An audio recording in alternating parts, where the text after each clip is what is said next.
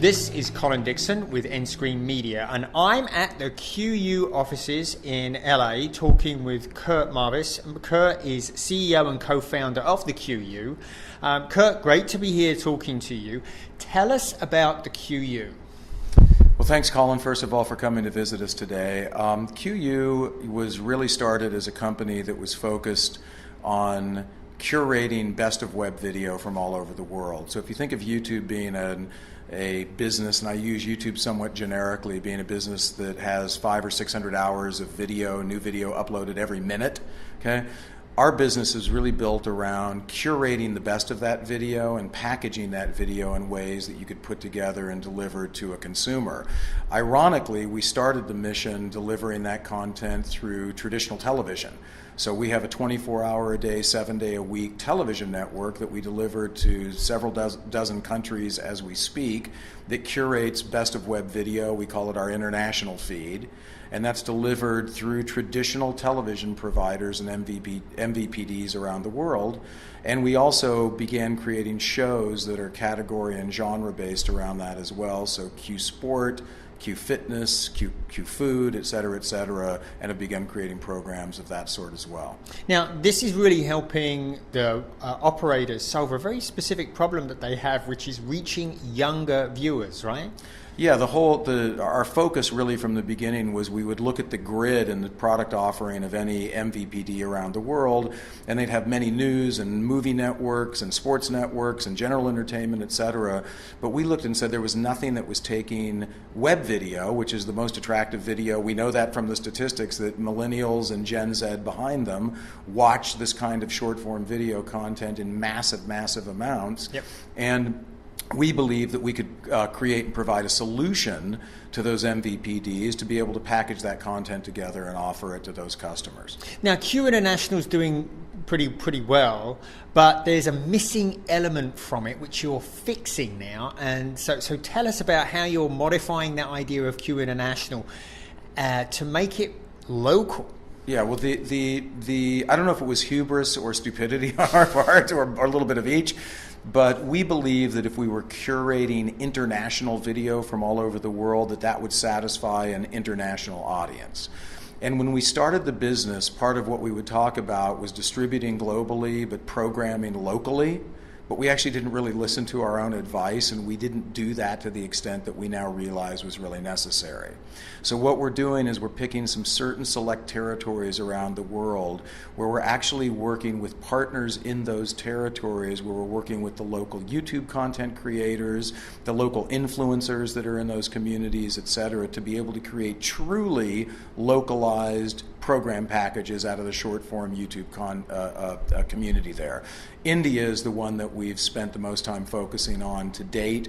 We've made some announcements recently about distribution agreements that we've made with some of the largest YouTube-style content creators and producers in that region.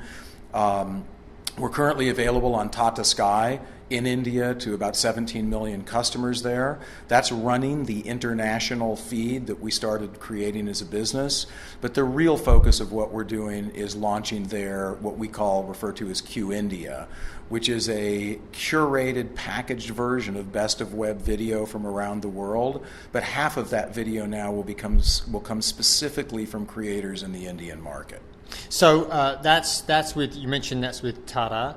Yep. Now, this really does help brands reach that audience, doesn't it? There's still a lot of money being put towards TV advertising, and they really can't get that younger demographic. And this local flavor now really enhances the ability to reach those local audience, young audiences. Well, right? so many brands and advertisers, I mean, there's still a tremendous amount of money that's spent in traditional television advertising, and brands and advertisers and agencies, they're used to that environment. They understand that environment. They understand the 30-second spot or whatever it may be.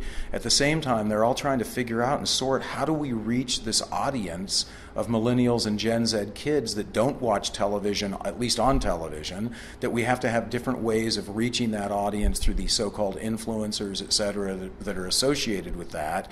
And so we look at ourselves forming a bridge between the sort of traditional advertising model and the model where we offer our programming on a mobile or TV everywhere basis. But the key to making that really succeed and successful for a brand in territory is doing it against local content creation. Right. You can't do it against something that, you can't go to India and expect the brand to attach themselves to videos that are made in the US market. So you're really leveraging a global market to address a local market here as well, right? Yeah, well, I think, look, you look at Netflix, you look at Amazon, you look at these major companies that are moving into territories around the world, they've even come to the realization that it can't just be an influx of content where the same size fits all.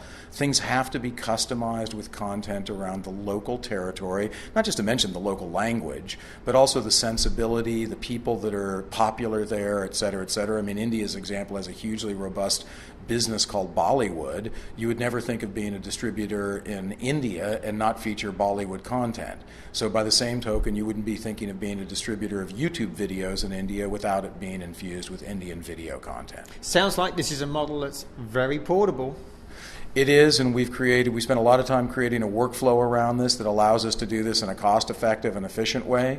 So we figured out a way to basically infuse into the business that we built for QYou International and begin to turn these very localized feeds on quickly and efficiently. So India is just the start. India is just the start, and hopefully you'll see a lot more announcements coming thereafter. Awesome. Well, when you do the new announcements, I hope we come back and we can Absolutely. chat about it again. Be my pleasure. Be my pleasure. Thanks, Curt. Okay, thanks, Colin. Cheers. This has been Colin Dixon with End Screen Media.